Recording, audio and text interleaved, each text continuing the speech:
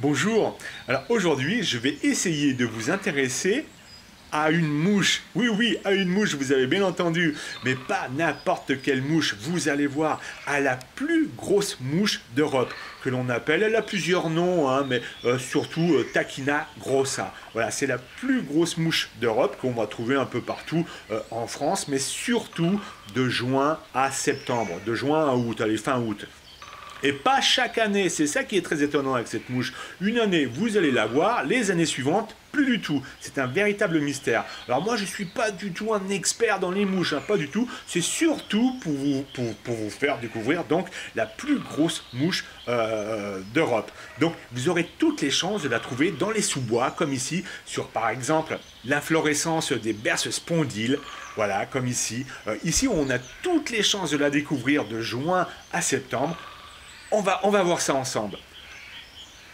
Ça y est, là, voilà. Alors, je vous avoue que j'ai dû quand même pas mal patienter, hein.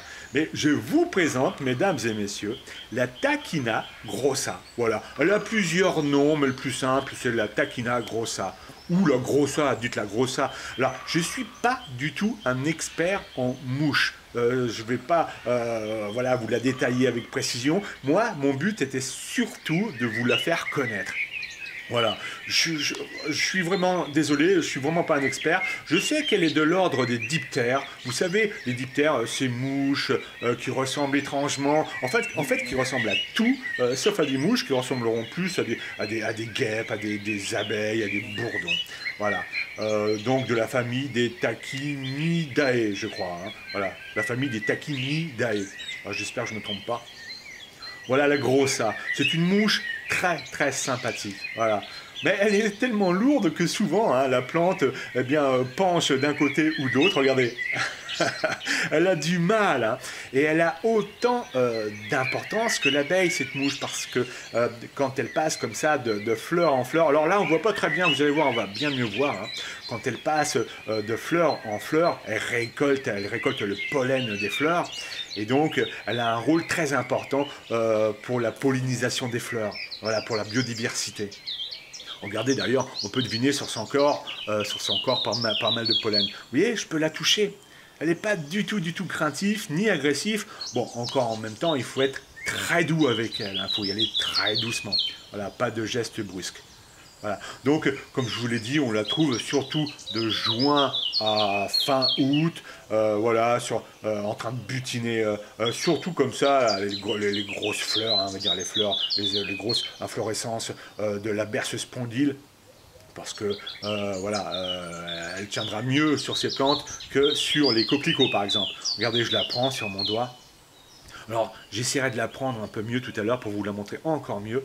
Vous voyez, elle n'est pas du tout agressive, hein, la grossa, là. Tachina grossa. Avec sa grosse tête jaune. Voilà. Et son corps est recouvert de soie. Et une soie dure, raide. Mais ça pique pas, hein, c'est pas tellement désagréable. Regardez-la comme elle est belle. Elle est magnifique. Mais franchement, elle en bave, encore une fois, à cause de son propre poids. Alors, je crois qu'elle peut atteindre 24 mm, au mieux, hein, au pire, 24 mm de longueur. Regardez, elle penche sous son propre poids. Elle en bave, la pauvre.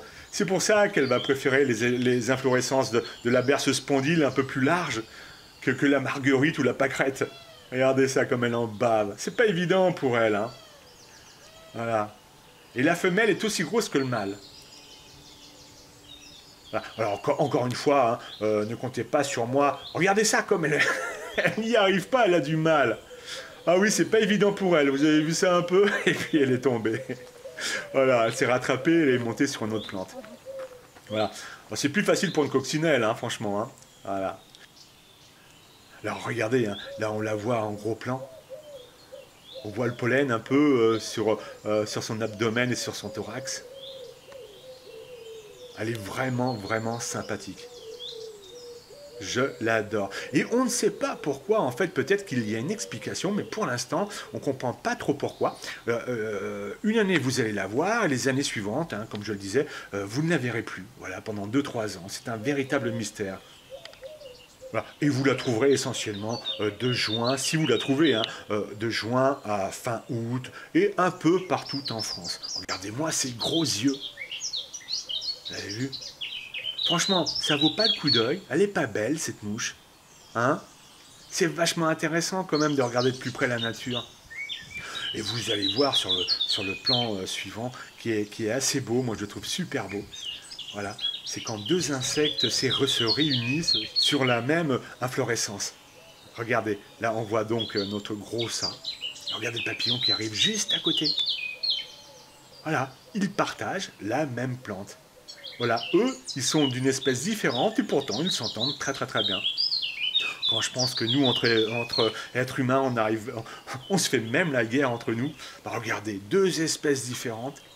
Voilà, elles s'entendent très bien, elles butinent toutes les deux. Voilà, papillon et la mouche. Vous avez vu la mouche pratiquement plus grosse que le papillon. Franchement, c'est pas beau. Hein? Voilà, c'est magnifique. Moi, franchement, ça me remplit de joie de voir ça. Ça me calme, ça me déstresse. En fait, la nature a la particularité, et sa faune, à me déstresser. Je me sens bien après. Alors là, je l'ai un tout petit peu stressé pour vous montrer un peu son battement d'aile. Je ne sais pas si c'était vraiment une nécessité, mais regardez ce battement d'aile.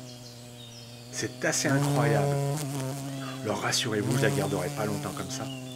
Mais rassurez-vous également, je ne lui fais pas du tout de mal. Contrairement à ce qu'on pourrait croire. Regardez comme elle est belle. Allez, on va arrêter là. Je vais la garder un tout petit peu entre les doigts pour vous la montrer encore d'un peu plus près.